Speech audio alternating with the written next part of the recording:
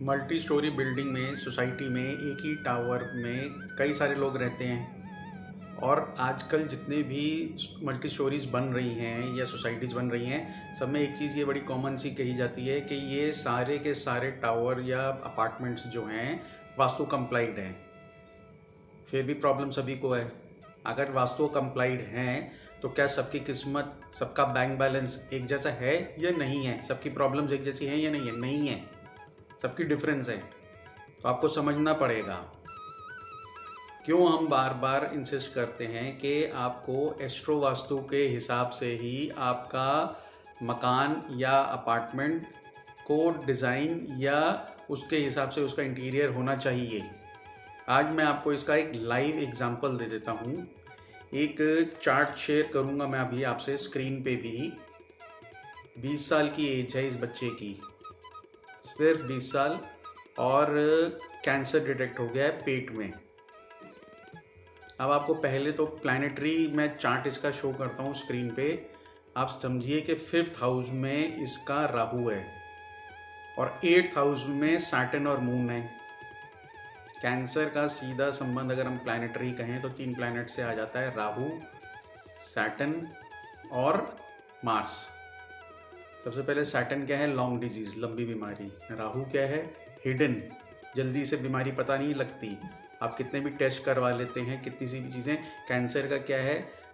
90% cases में जब 3rd stage के पास होता है पेशेंट तो उसको पता लगता है कि कैंसर है उसको। तो अब यहाँ पे क्या देखा गया कि राहु यहाँ पे है 5th हाउस में। 5th हाउस क्या है? पेट। अगर हम एनाटॉमिकली अपनी बॉडी के लिए हिसाब से बात करें तो हमारा ये जो पेट का हिस्सा है, इंटेस्टाइन है, ये 5th हाउस आ जाता है। तो पेट का कैंसर हो गया। अब जब इसका वास्तु देखा हमने तो वहाँ पर ईस्ट में किचन आ रहा है।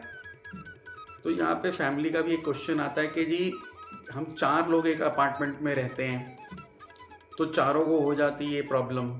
नहीं, ऐसा नहीं है। इसीलिए मैं अपने पिछले कई वीडियोस में ये कहता हूँ कि जब हम उसको एस्ट्रो वास्तु के हिसाब से डिज़ाइन करते हैं कि एक एक फैमिली मेम्बर का कौन सा प्लैनेट किस तरीके से है, क्या चीज़ ख़राब कर रही है, उसको बैलेंस करना है। खाली दीवारें तोड़ करके उसको नहीं करना है, उसको बैलेंस भी करना है। कहीं की नेगेटिव एनर्जी है, कहीं की पॉजिटिव एनर्जी है, उसको कैसे बैलेंस करना है। उसके चार्ट में अष्टक वर्गा में कितने पॉइंट्स चल रहे हैं, उसकी कौन सी दशा अंतरदशा चल रही है, बेसिक जो उसका बर्थ चार्ट है, लगन कुंडली, वहाँ पे क्या चल रहा है। तो बहुत सारे पैरामीटर्स होते हैं जिसको हम देख करके अब इनका फिर चलो, ये तो मैंने आपको बता दिया, तो करेक्शन भी हो गई। लकीली अंतरदशा में केतु था उस वक़्त, ऑपरेशन भी हो गया बच्चे का, हमने करेक्शंस भी कर दी, उसके घर की रेमेडीज़ भी दी। धीरे धीरे, दिसंबर की ये बात है, धीरे धीरे अब ये बच्चा रिकवर भी कर रहा है। एक बड़ा इम्पॉर्टेंट मैं आपसे आज कहिए इस प्लेटफॉर्म पे समझाने की कोशिश करूँगा या रिक्वेस्ट करूँगा। अगर आप एस्ट्रो वास्तु के हिसाब से या किसी अच्छे कंसल्टेंट की फ़ीस नहीं अफोर्ड कर पा रहे हैं, कोई बात नहीं, लेकिन आज आपको मैं एक टिप दे देता हूँ, इससे लेसन ले लीजिए। आपको प्रिंसिपली करना क्या है, हफ्ते में एक दिन आपका संडे का दिन छुट्टी का होता है, उस दिन 15 मिनट सिर्फ आप निकालिए अपने लिए।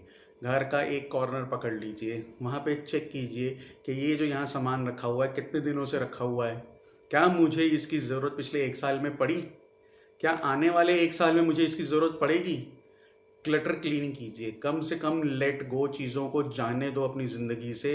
हमारी जो इंडियंस की जो मैं देखता हूँ मेंटालिटी ये है, सालों दर साल चीज़ पड़ी हुई है, ना उसका यूज़ हो रहा है, ना हम उसको फेंक रहे हैं, हम उसको मतलब लिटरली चिपके हुए बैठे हैं कि नहीं ये कभी ना कभी काम आ जाएगा, और वो कभी काम नहीं आ रही है।